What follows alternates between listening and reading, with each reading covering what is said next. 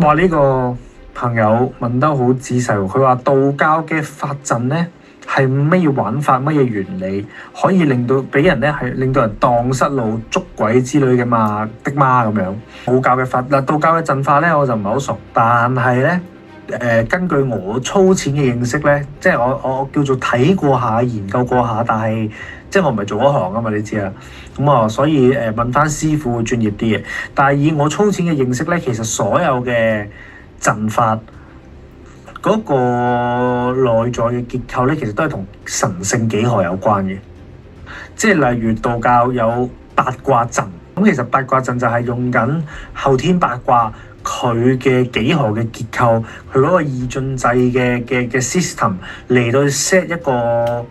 範圍。呢個範圍入邊咧，佢會用嗰個幾何結構去控制嗰個能量嘅導向。控制入邊嘅能量流動嘅方向嚟到去做一啲唔同嘅嘢嘛，可以催財啦，可以催桃花啦，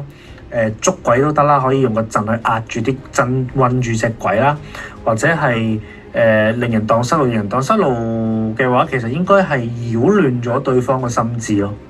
即係令到佢諗唔到嘢。